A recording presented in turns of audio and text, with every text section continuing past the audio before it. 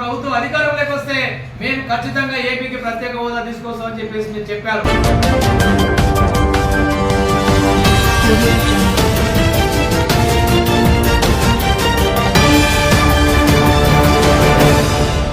నందికొట్టు నియోజకవర్గంలో Vinod Mishra CPM liberation party కార్యాలయంలో జిల్లా కమిటీ సమావేశం ఏర్పాటు చేయడం జరిగింది. ముఖ్యంగా ఈ సమావేశంలో కొన్ని తీర్మానాలు చేశాం.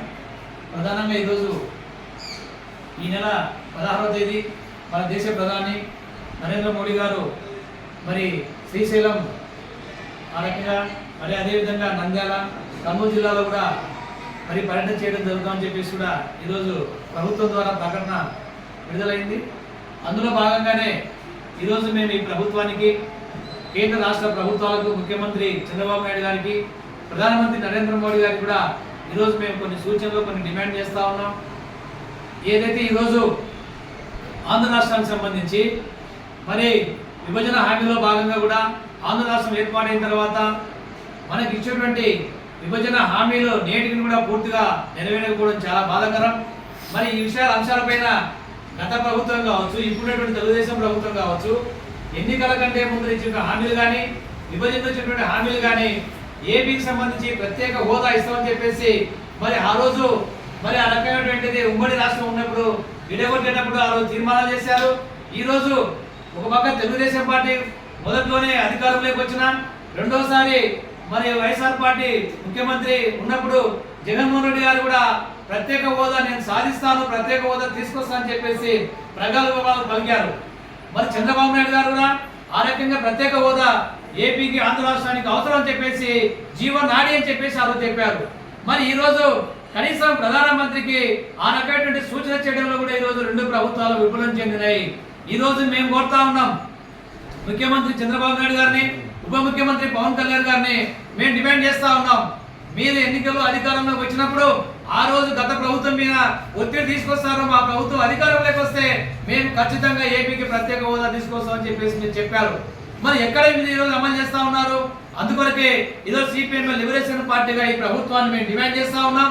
తక్షణమే ముఖ్యమంత్రి గారు, ఉప ముఖ్యమంత్రి గారు, బీజేపీ నాయకులు రేపు వచ్చేటువంటి రోడ్ షోలో కానీ ఆ రకంగా ప్రధానమంత్రి గారు కూడా మీరు ఆ రకంగా వినతి పత్రాలు ఇవ్వాలని చెప్పేసి మేము డిమాండ్ చేస్తా ఉన్నాం. ఏపీకి ప్రత్యేక హోదా ఆ రకంగా కల్పించాలి. అదేవిధంగా ఈరోజు ఉత్తరాంధ్ర కానీ, వెనుకబడేటువంటి ప్రాంతాలకు కానీ, ఈరోజు రాయలసీమ జిల్లాలకు కూడా ప్రత్యేక హోదాతో పాటు ఆ రకమైనటువంటి నిధులు కేటాయిస్తామని చెప్పారు. దీనిలో మీరు తేవడంలో కూడా వెనుకబడతా ఉన్నారు. అందుకొరకే మేము ప్రధానమంత్రి గారిని కూడా మేము మీడియా ద్వారా మేము కోరుతా ఉన్నాం. తక్షణమే ఏపీకి ప్రత్యేక హోదా ఇవ్వడంలో ఆ రకంగా చొరవ చూపేదాని కోసం మీరు ఆ రకంగా ప్రయత్నం చేయాలని చెప్పేసి మేము డిమాండ్ చేస్తా ఉన్నాం. దీంతో పాటు రాయలసీమ జిల్లాలో రైతాంగం వర్షాలకు అతలాకుతలమైనాయి. వర్షాల వల్ల పూర్తిగా రైతుల పంటలు దెబ్బతిన్నాయి. నంద్యాల జిల్లా, ఉమ్మడి కర్నూలు జిల్లాలో వేరుశనగ కానీ ఆ రకంగా పత్తి, ఉల్లి, మిరప అనేక రకాలుగా మొక్కజొన్న పంటలు పూర్తిగా నష్టం వాటిల్లింది.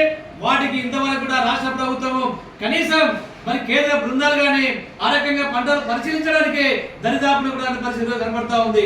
రైతుల పరిస్థితులు ఆగమగోచరంగా ఉన్నాయి. రైతులను పట్టించుకునేటువంటి నాదులే లేడు. మేము అధికారంలోకి వస్తే రైతులే దేశానికి వెన్నెముక, రైతులను ఆ రకంగా మేము చేస్తామని మా రైతు ప్రభుత్వం అని గొప్పలు చెప్పడం తప్ప రైతుకు ఏమాత్రం కూడా చేసేటువంటి పరిస్థితి లేదు.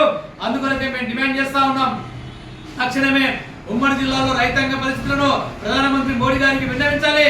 రైతులకు ఎకరాకు 50,000 రూపాయల నష్టపరిహారం అందించాలని చెప్పేసి మేము డిమాండ్ చేస్తా ఉన్నాం. కర్నూలు జిల్లాలో ఉల్లి రైతులకు నష్టపరిహారం ఇస్తా ఉన్నారు. మరి నంద్యాల జిల్లాలో ఉల్లి రైతులకు నష్టపరిహారం ఎందుకు ఇవ్వరు? అందుకొరకే ఈ రోజు ఉల్లి రైతులు ఈ మధ్య కాలంలో నిన్న నందికొట్కూరు మండలం మల్లెల గ్రామంలో దాదాపు 10 మంది రైతులు దాదాపు 30 ఎకరాలు ఉల్లిని మొత్తం కూడా గిట్టుబాటు కాక కూలీలకు లేబర్ ఛార్జీలు పెట్టుకోలేక గొర్రెలకు, మేకలకు, పశువులకు ఈ రోజు మేపనికి ఇచ్చేటువంటి పరిస్థితి మనకు కనబడతా ఉంది. అందుకొరకే నంద్యాల జిల్లాలో ఈ రోజు ఉల్లి రైతులు నష్టపోతా ఉన్నారు, మొక్కజొన్న రైతులు నష్టపోతా ఉన్నారు. రైతులకు నష్టపరిహారం అందించాలి. ఈ రోజు ఏదైతే రైతాంగాన్ని ఆదుకోవాలి, తక్షణమే రైతులకు మద్దతు ధరతో పాటు ఆ రకంగా రైతులకు 2 లక్షల రూపాయలు రుణమాఫీ చేయాలని చెప్పేసి డిమాండ్ చేస్తూ ఈ అన్ని అంశాలు కూడా తెలుగుదేశం ప్రభుత్వం, బీజేపీ, జనసేన, నరేంద్ర మోడీ గారికి మీరు విన్నవించే విధంగా ప్రయత్నం చేయాలని చెప్పేసి మేము డిమాండ్ చేస్తున్నాం. లేకపోతే రాబోయే కాలంలో రైతులు మీ ప్రభుత్వాన్ని గద్దె దించుతారని చెప్పేసి హెచ్చరిస్తూ